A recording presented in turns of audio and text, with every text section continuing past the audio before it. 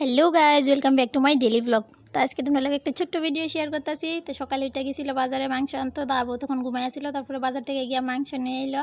তারপরে আইনে এদিকে আমার আদের রসুন কাটা দিতেছে। এরপরে দিয়ে আমি এদিকে গিয়া কলের থেকে এটি ধুয়ে আনছি, ধুয়ে বালা করে মশলা টসলা বাইকটা লয়ে লাইলাম। আর এদিকে আমার এক প্যাকেট নতুন তেল আনা হয়েছিল আর কি, তেলটা পর্যন্ত বোতলে ডাইলা দিছে। মানে আব্বু সকালবেলা উঠছে না দেখে দূর কাম করে দিতে পারছে আর কি। আর সকালবেলা তো অতিরিক্ত তাড়াহুড়া থাকে, আর আমার প্রায় সময় অনেক কিছু করে দেয়।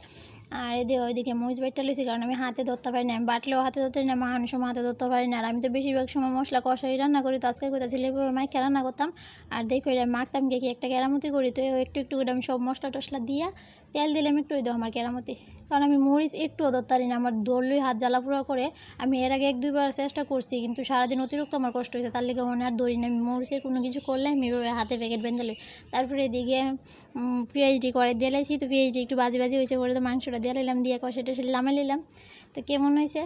তো দুইজন মানুষ খামো দেখে অল্প করে আনছিল, অল্প করে আনছিল বলতে এটা আগে একটু খাওয়া হয়ে গেছিলো আনতে। তারপরে ভিডিও করছি না, মন নেই। তারপরে আবার ভিডিও করছি, তার একটা ফোন আইলো, আমার পার্সেল আছে।